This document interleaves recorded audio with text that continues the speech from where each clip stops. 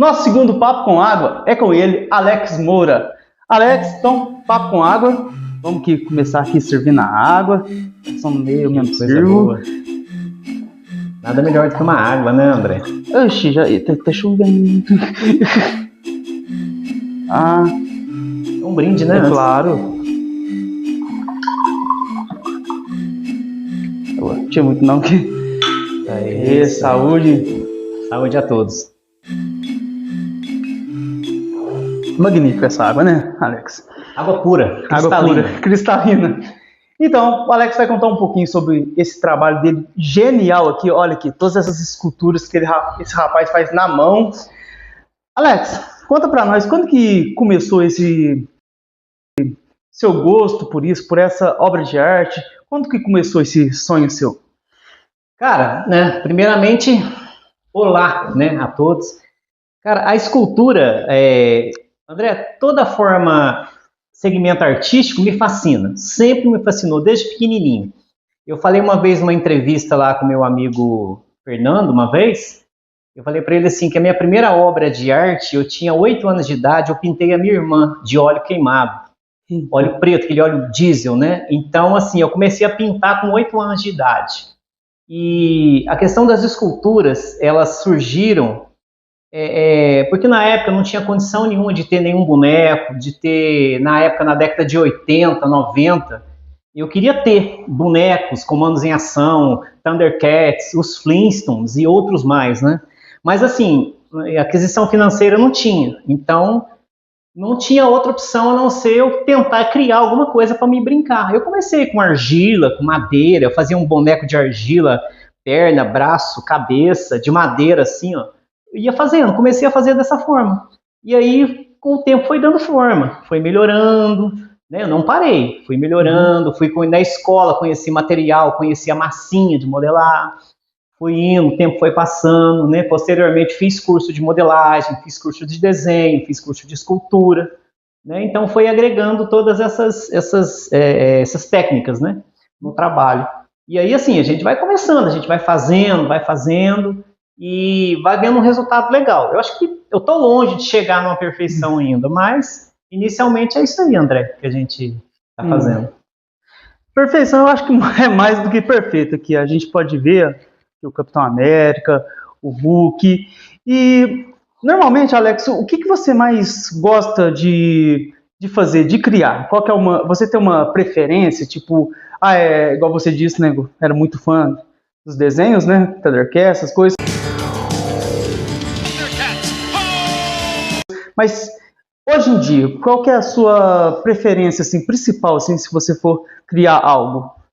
André, as coisas nostálgicas, né? Coisa que me remete lá na época que eu tinha lá os meus 10, 12 anos de idade, né? Desenhos dos Flintstones, desenhos da Turma da Mônica. Então, assim, essas coisas assim que eu faço com prazer.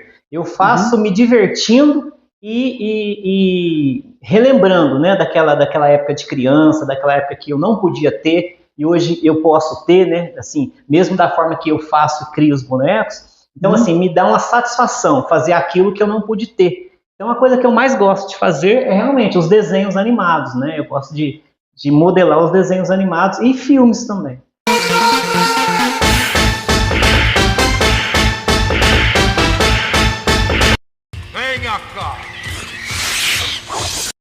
E você já fez alguma vez algo do tipo assim para presentear alguém, assim, para uma homenagem? Já fiz surpresas, já fiz várias surpresas para as pessoas, inclusive caricatura, né? A gente tem algumas caricaturas. Aqui tem uma aqui, ó, né? Isso aqui é uma caricatura de um engenheiro agrônomo, né? Olha, tá vendo?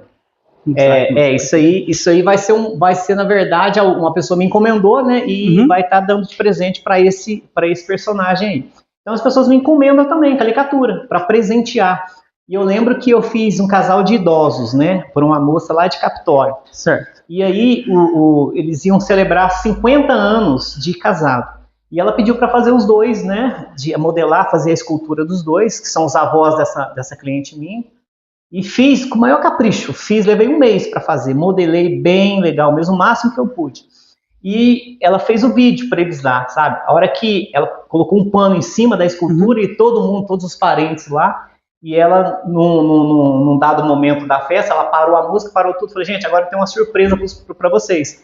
Diz que quando ela abriu lá e eles viram as esculturas dele, eles se emocionaram e choraram. Então, essas coisas para mim também me emocionam, me faz assim, nossa, realmente vale a pena esse segmento artístico, né? A gente acaba emocionando pessoas sem ter essa pretensão, né?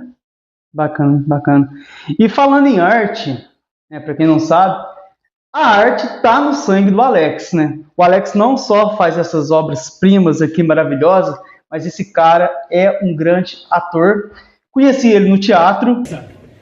Eu não admito ser afrontado, ainda mais por uma mulher. Pivetes, saia do meu caminho! Hey, são apenas crianças. Você não deve falar assim com eles. São pivetes, sim. Como você. Na masmorra, vocês se dariam muito bem.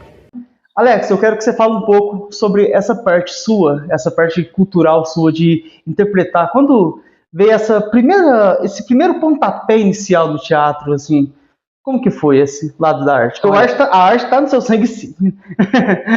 Sim, a arte está em, como eu falei no início, está em praticamente tudo. Eu respiro arte, assim, mas você falou de grande ator, eu acho que você está invertendo as bolas aqui, né? Ator mesmo, né? Vamos rasgar uma seda aqui, né? Não pode? O André é um top, né? Um baita de um ator, né? Eu nem falo mais que ele é um ator amador, já posso falar que ele é um profissional mesmo. O cara, ele atua pra caramba, ele se joga na apresentação, no palco. Tá de parabéns, André. Você falou de mim, mas você que é um baita ator. André, desde pequeno eu gostei eu me lembro de um episódio, eu sempre tô falando de muito tempo atrás, parece que eu tenho 100 anos, né? Parece que eu sou Matusalém. Mas na escola, né, na antiga escola Jaime Gomes, hoje Amélia Jabassi, aqui na Penha, teve um concurso de Michael Jackson, né? Eu tava lá na 3ª série primária, capaz que eu tinha uns 11 anos, né, por aí, 12 anos, não lembro.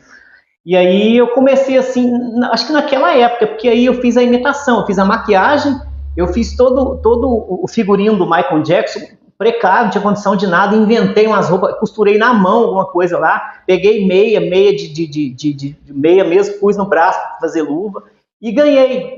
Tinha 8 ou 12 alunos, se eu não me engano, eu ganhei em primeiro lugar o concurso de Michael Jackson. E isso eu me achei, né? Eu comecei, então eu consigo me apresentar, então eu vou fazer mais. E aí eu me lembro que eu comecei a pôr fogo na escola, comecei a incentivar, e teve outros concursos, teve concurso de alguns personagens de filmes. Eu acho que eu comecei lá. E depois, a própria diretora falou, gente, vamos fazer um teatro no final do ano. E eu comecei a fazer teatro dos Três Porquinhos, na época, Chapeuzinho Vermelho, Lobo Mal. E foi, acho que nessa época. Aí eu comecei a entender que, gente, isso é muito bom, né? E aí depois eu comecei também na igreja, né? Eu fazia parte, eu era presidente da liderança da mocidade, então eu sempre reunia jovens e fazia muito teatro, teatros bíblicos, né? Teatro de incentivo, né? Que a gente gostava de incentivar as pessoas também. Né? Eu, juntamente com o Guilherme Gomes também, que é um ator e tanto, quero dar também mandar um abraço para ele. O Guilherme Gomes, eu e ele, a gente fez uma peça teatral também, a gente andou em umas 6, 7 escolas, né? Inclusive onde ele dá aula hoje no Tiradentes. Então a gente abordou a peça sobre depressão, ansiedade e suicídio, né? Que hoje é uma coisa muito séria, né? No século XXI, uma coisa que está acontecendo o tempo todo debaixo do nosso nariz, né?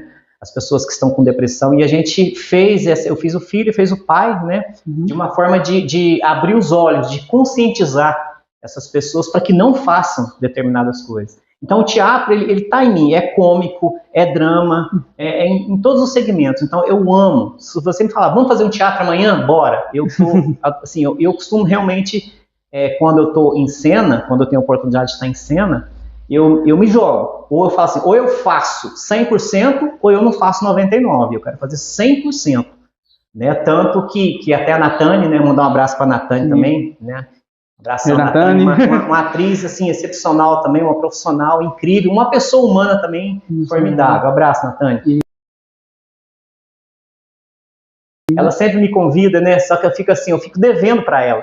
E não tem como eu fazer um ensaio assim pouco, né? Eu queria estar ensaiando o tempo todo, mas né, o teatro está no meu sangue. Você tem razão. Eu amo. As oportunidades que eu tiver, eu vou atuar como ator, sim. E a Natana, ela é uma pessoa que, igual você mandou um beijo pra ela, eu também vou mandar, que foi a primeira entrevistada. Natana, um beijo. E a Natana foi a primeira pessoa que realmente abriu as portas do teatro pra mim, sabe? Sim. Eu sempre sonhei com teatro, essas coisas, então a primeira, quando ela falou, André, vem participar com a gente. Aí, tipo assim, não pensei duas vezes e fui, pô, eu tô ali até hoje, então, tipo assim, só te cortando, muita gratidão. Me dá o personagem, você não pode quebrar ele, se você deixar ele cair, eu tenho que pagar R$1.000 pro rapaz lá. Brincadeira, gente. Mas assim, né, que isso, minha mão é firme. E assim, então, Alex, voltando aí, ainda continuando nesse assunto aí do teatro, teve algum momento assim na sua vida que deu aquele frio na barriga, nos bastidores, antes de entrar na peça, que você ficou com aquele nervosismo, ou que chegou a travar também no palco? Me conta aí, teve alguma história André, parecida? Tem. Na verdade, frio na barriga, só de se falar que só de me convidar para um teatro, já começa a gelar a barriga. Lá nas coxias, lá atrás das cortinas, lá dá dor de barriga, corre pro banheiro, você chega lá, alarme falso. Sim, cara, e quando a gente dá isso, é porque a gente leva a sério. Quando você leva a sério, qualquer trabalho que você leva a sério, seja segmento artístico ou não, você fica um pouco, você sente uma carga de responsabilidade. E essa carga de responsabilidade, ela te faz sentir algum sintoma, assim, né? Isso é absolutamente normal. Estava no Teatro Rotary, uma peça que eu fiz com a primeira igreja presbiteriana, fui convidado para fazer uma peça chamada Picadeiro. Eu era o perna de pau, eu estava mais ou menos 3 metros de altura numa perna de pau, atrás das coxias e tudo escuro, as cortinas iam abrir e ia entrar eu, mais um outro perna de pau e um rapaz no monociclo, ok? E tinha um coral, tinha mais ou menos umas 25, 30 pessoas, homens e mulheres atrás, de preto, assim, ó, tudo um em cima do outro na arquibancada. E eu na frente deles e a cortina na minha frente. E aí ia anunciar, eu ia entrar, o coral ia começar a cantar, e eu ia entrar fazendo malabares com 3 bolinhos, o outro perna de pau também, e o monociclo. A gente até aquela chamada de início de peça, né? E nisso, a hora que eu fui dar o primeiro passo, a cortina abriu, e eu bati a perna de pau, era madeira lá em cima, eu despenquei, eu caí em cima do coral, assim, o que me salvou, eu grudei no peito de uma mulher que estava lá, assim, peguei, grudei ali, ó, e quando eu catei e grudei, ela me segurou, é o que me salvou, porque senão eu ia arrebentar no chão. Então, assim, essas coisas, isso aí eu quase morri de vergonha, me deu nossa, eu suei frio, foi terrível. Mas teve outras coisas, de esquecer texto, né, de esquecer texto, e na hora, assim, você faz um improviso que não tem nada a ver com aquilo, e de repente o público aplaude e fala, cara, dá super certo. Exatamente, é um erro que dá certo. Acontece muito, André, já aconteceu muito. Tem muitas outras coisas, mas o fato inusitado foi esse do perna de pau, que eu não esqueço nunca, e tenho certeza que a moça que eu segurei nela também não esquece, inclusive eu teve ela um tempo atrás, né? Foi muito constrangedor, mas valeu a pena. E se essa moça estiver vendo o vídeo, ó, deixa o like aí, ó. Isso, provavelmente ela vai ver. Abraço, viu? Provavelmente. Mas é isso, meu querido.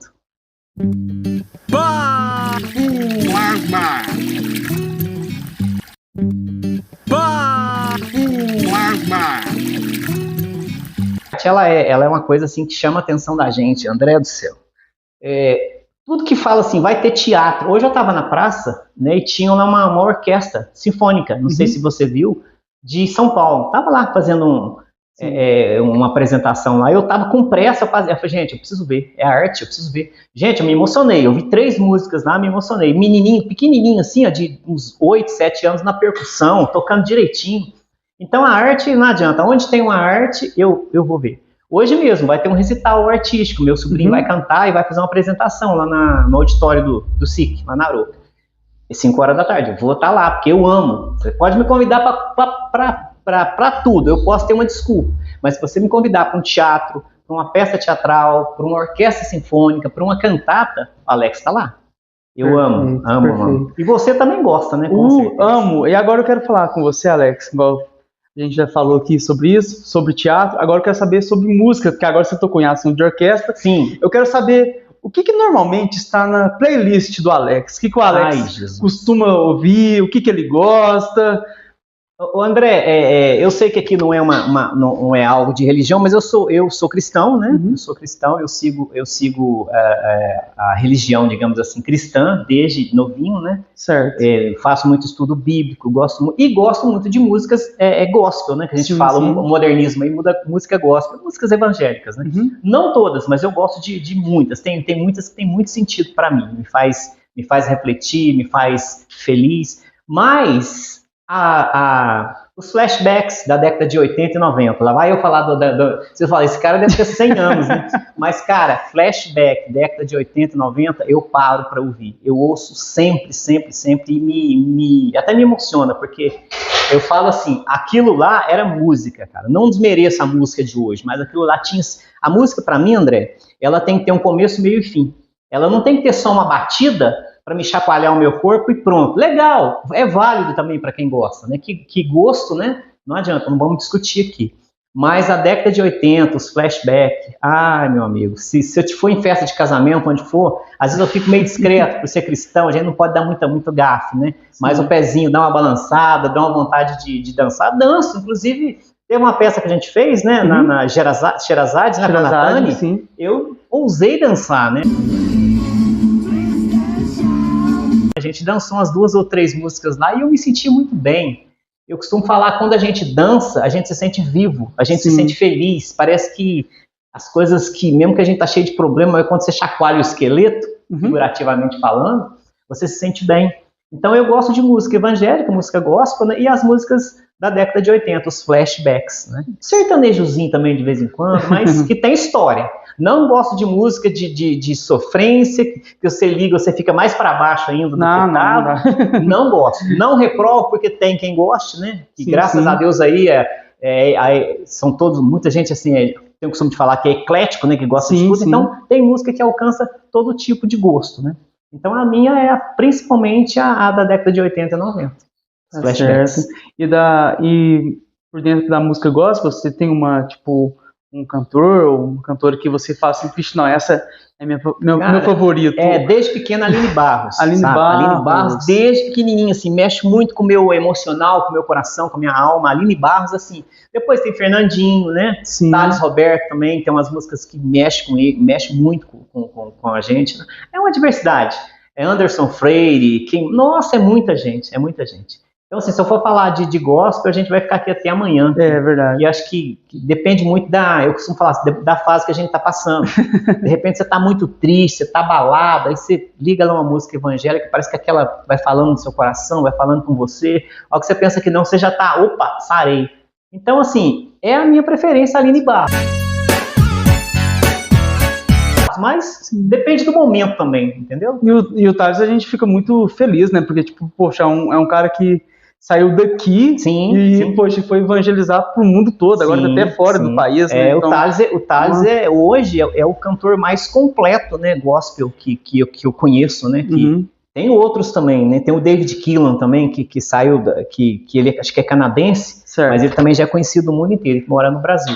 Mas o Thales, tanto que ele mora nos Estados Unidos hoje, o Thales, né? Então ele ministra numa igreja que chama Renascer em Cristo, lá, Bispa Sônia e Bispo Hernandes, né? Então ele ministra, trabalha com eles lá. O Thales, aonde ele vai, hoje ele atrai multidões. E a música dele é boa, convenhamos, né? A música dele é muito boa, tem uma história bacana, né? É isso, né, André? Thales Roberto, paciência, é um orgulho para nós também, né? Entre outros também, né?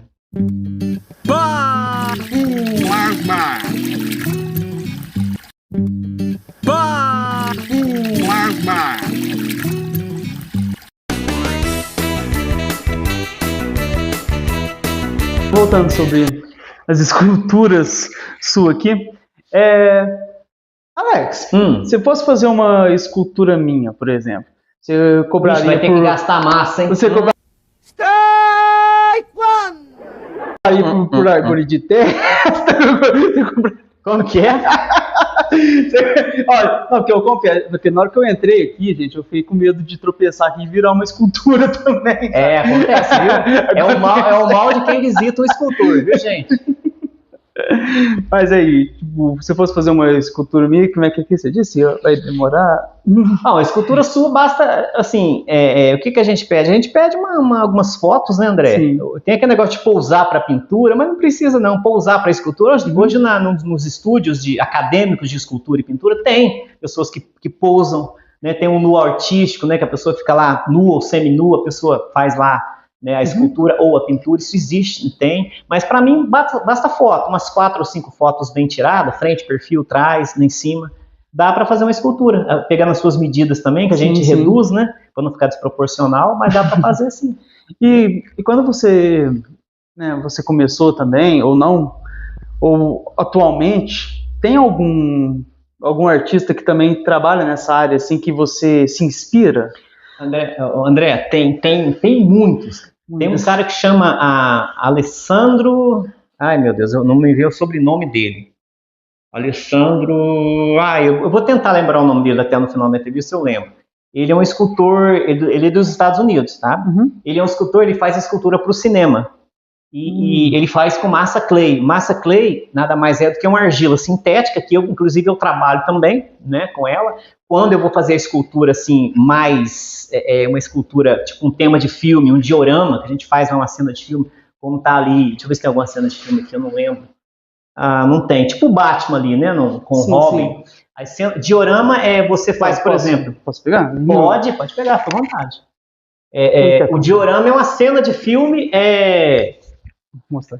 Na forma de escultura. Isso aí é quase um diorama. Para ser um diorama, o que precisaria aí? Umas pedras, entendeu? Um prédio, um chafariz aqui, alguma coisa assim, seria um mini cenário. Na verdade, o diorama é um mini cenário, entendeu? Aí, quando eu tenho que fazer uma escultura com diorama, aí eu uso a massa clay, que é a massa oficial dos escultores. E esse Alexandre que eu te falei, ele usa a massa clay. Certo. Ele dá aula, ele faz as esculturas pro cinema. Você sabe que o cinema precisa de fotos, né? E precisa, por exemplo, dos bonecos feitos ali para a pessoa ter aquela noção, né?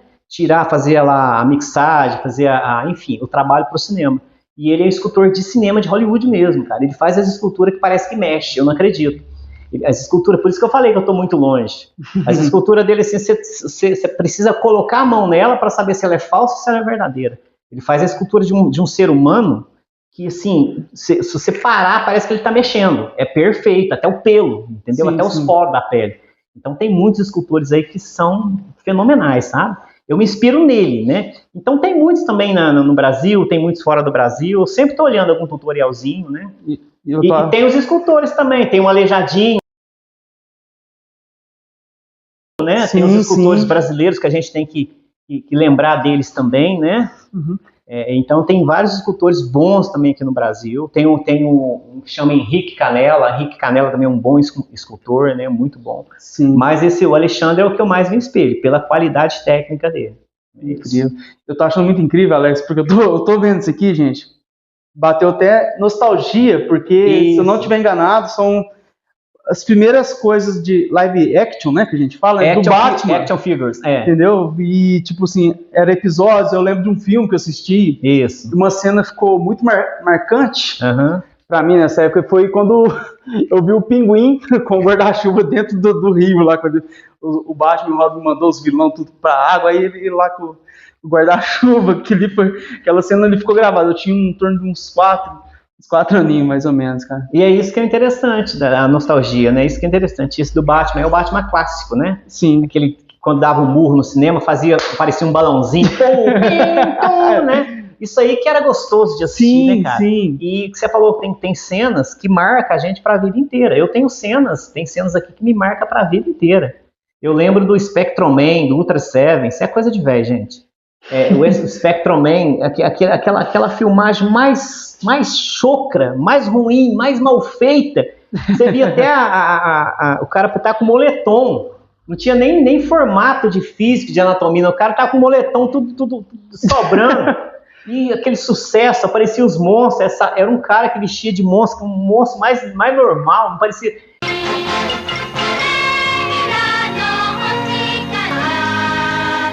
E eu, quando menino, via aquilo, parecia que aquilo lá era outro mundo, que não era aqui, cara. Eu acreditava no Spectroman, era que ele voava. Eu lembro que o Superman voa com, assim, o Spectroman assim, com os 2 braços, né? Sim.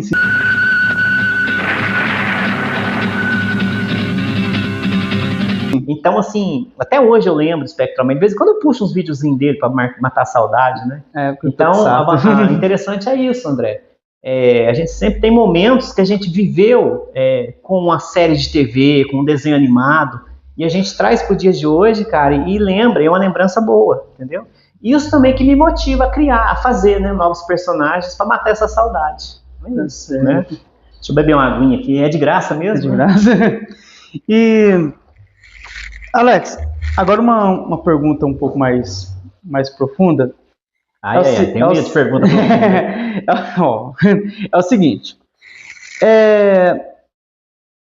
eu quero entender, tipo, por que às vezes a gente gosta, né, de um desenho, coisa que marcou a nossa infância, e eu lembro disso muito bem, que quando eu era mais novo, eu era muito fã de Dragon Ball, aí eu lembro que vi meu pai e mais uns amigos dele falando que os desenhos da época deles que eram bons. Uhum. Aí hoje em dia, eu e alguns amigos da minha geração tem um ato de dizer que os desenhos da nossa geração que era bom e o de hoje... Sim. Por que sempre essa coisa... Por que a gente fica um pouco preso assim e não abre essa oportunidade? Por que será que nós somos assim? Eu queria... Qual que é a sua visão sobre isso? Assim, eu entendo o seguinte, você falou do seu pai, eu falo, por que o desenho da minha geração era bom? Porque naquela época que eu assistia os desenhos, eu era criança, eu não tinha preocupação, então tudo que aparecesse na televisão, para mim é bom. Ou seja, a gente acreditava no que estava aparecendo na televisão. Eu chegava a um ponto que a primeira televisão que meu pai trouxe, a gente morava na roça, eu cheguei a olhar por trás dela para ver se via gente lá dentro. Era televisão de tubo e era preto e branco e de madeira. E chegava, quantas vezes eu assistia o desenho preto e branco? E o barulhinho dos desenhos, eu lembro de um desenho que era o Gato Félix. E eu era fissurado naquele Gato Félix. O Gato Félix que tinha uma maletinha que tirava o que quisesse, você tirava de dentro daquela maletinha dele. Eu não gosto do que ele está pensando. E era louco. E muitas vezes eu ficava olhando atrás da televisão para ver se eu via os bichinhos lá, o desenho, os personagens, sabe? Eu acreditava que aquele desenho era real. Então, por isso que eu falo assim, depende do momento emocional que a pessoa está vivendo, assistindo ou a série ou o desenho. Entendeu? Eu mesmo, assim, eu acreditava que o desenho era real. Eu acordava de manhã para assistir a Xuxa, 8 horas da manhã, e para assistir, eu estudava vespertina à tarde, e eu pegava o meu copo de café com leite, o meu pão, o meu arroz, sentava no sofá e Smurfs, Ursinhos Carinhosos, os Gummies, enfim, Penélope Charmosa, Quadrilha Maluca, esse desenho He-Man, She-Ra, Thundercats, Popeye, os Flintstones, e eu parava tudo. E eu assistia aquele desenho como se eu estivesse comendo a melhor delícia do mundo, cara. Me dava aquela sensação assim de prazer, de alegria, de felicidade. Eu acho que é isso, entendeu? Eu acho que a época é a época que a gente viveu. Eu não posso falar que o Dragon Ball não presta, eu não posso falar que determinados desenhos não prestam, porque às vezes você está vivendo o seu momento de nostalgia com aquele desenho, ou seja, de felicidade com aquele desenho, como eu vivi com os meus. E é uma fase que passa, né? Igual, por exemplo, eu era muito fã dos Cavaleiros, você também tem certeza que era? Sim, Cavaleiros foi a minha época. Cara, eu fui assistir hoje em dia, eu falei, nossa, parece que tá tão infantil isso, exatamente, né? Exatamente. Mas é muito bacana.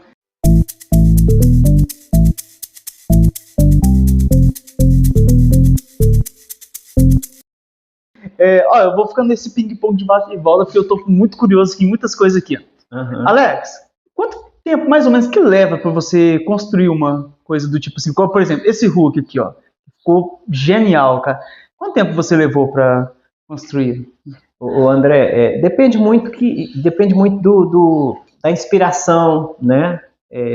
Eu falo assim, inspiração é aquela gana, aquela fome, aquela sede de fazer e terminar, para você ver pronto logo. Isso é inspiração, né? Sim, Aquela euforia, aquela alegria, aquele ânimo. Você não pode estar pensando nenhuma besteira e nenhuma tristeza pode tomar conta da sua mente. Sim. Simplesmente uma euforia, uma alegria. Isso é inspiração. Eu estou inspirado, eu quero fazer, eu preciso, eu estou feliz, então eu vou fazer.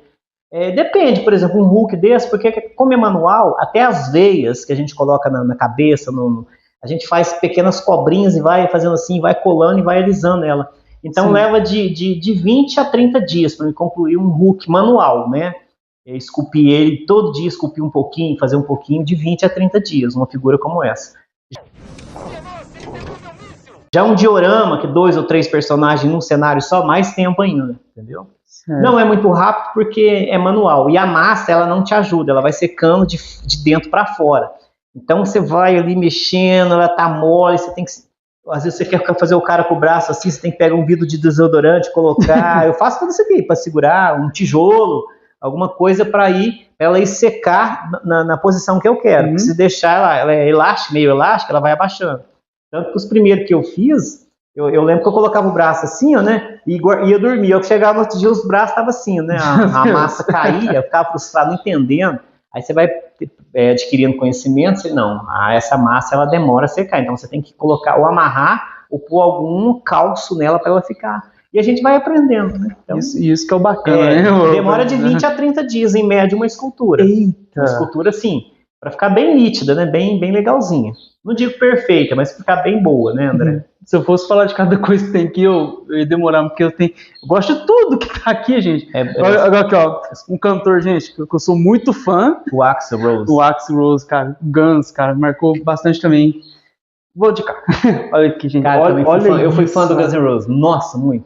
Hoje o Guns N' Roses tá diferente, né? Assim, as vozes mudou, o Axl agora engrossou a voz. A gente não pode também marretar os caras, né? Porque o cara vai envelhecendo, a música envelhece junto, né, André? Sim. O cara envelhece e a voz, então. Mas essa década de 90 aí, Guns N' Roses foi a melhor época. 1990, até 1997, 96, sim. As turnês deles eram violentas. O Guns estava realmente no auge.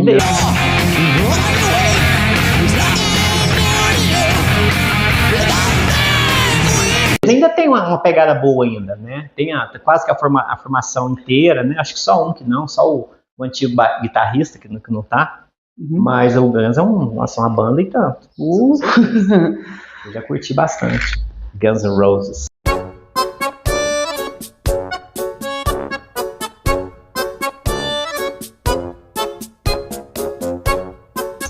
Alex, tem alguma escultura que, tipo assim, é o seu xodó, que é aquela coisa, tipo, que você tem aquela, que você é delicada com ela, aquela coisa que... Xodó?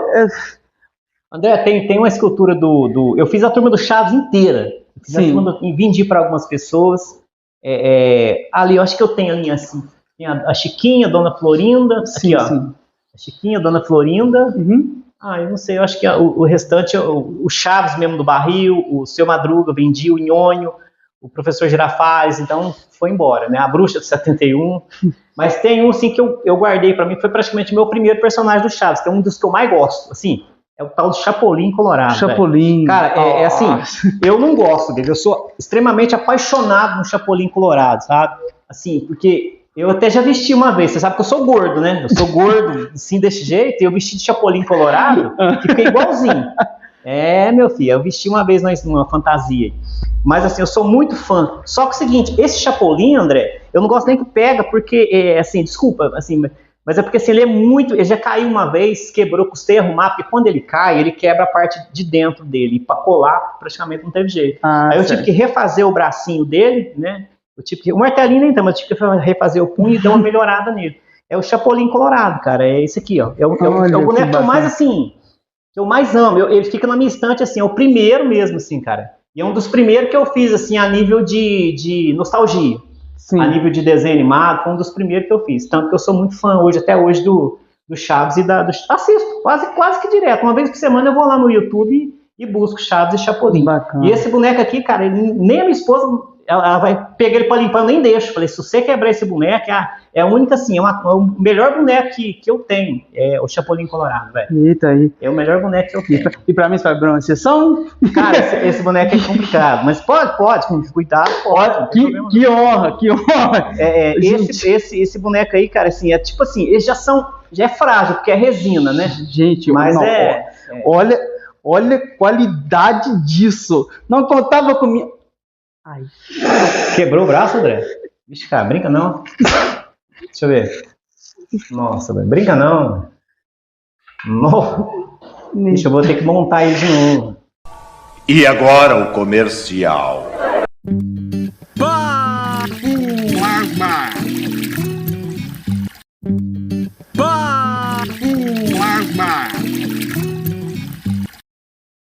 Dá pra colar. Vai colar com guspe? Dá pra colar. Meu Jesus amado. Que é isso, hein? Você quebrou o bracinho do Chapolin, André. André, esse boneco é o que eu mais gosto. Agora, não vai, sabe uma coisa? Eu não quero ele mais, não. Eu vou ficar... Eu não quero ele mais, não. Não. Coitado, ele já quebrou perna, cabeça. Aí ele fez a última cirurgia, quebrou o punho, você me quebra o boneco. Você tá achando que boneco é aquele boneco indestrutível que tem aí de brinquedo? Isso aí não, isso aí é resina. Isso quebra, meu filho. Agora você vai ter que ficar com ele. Tá bom. Esse foi o nosso Papo com Água, especial com Alex Moura. Alex, antes de encerrar, pede para as pessoas aí se inscreverem no canal, curtirem o vídeo, comentar. É claro, gente, vocês não vão perder, né? Vocês não vão perder de comentar esse vídeo. Não é qualquer dia que a gente tem um privilégio de tomar uma água cristalina no Papo com Água, né? Convenhamos, né, gente? Uma água, olha, essa água tá maravilhosa, velho. Então vamos lá, mete o dedinho lá, vamos curtir, vamos compartilhar, vamos comentar, tá bom? Ajuda a gente aí, tá? Porque aqui nada mais é do que arte. A arte, ela tem que ser propagada, ela tem que ser conhecida. Abraço, gente. Beijão pra todos. Gente, Alex, que honra, tá? Abração, viu? E valeu. Tenho como você, por exemplo, mandar o seu contato para que alguém procure seu trabalho. Alex Moranet, @AlexMoranet. Segue lá. Tenham todos uma ótima semana e fiquem com Deus.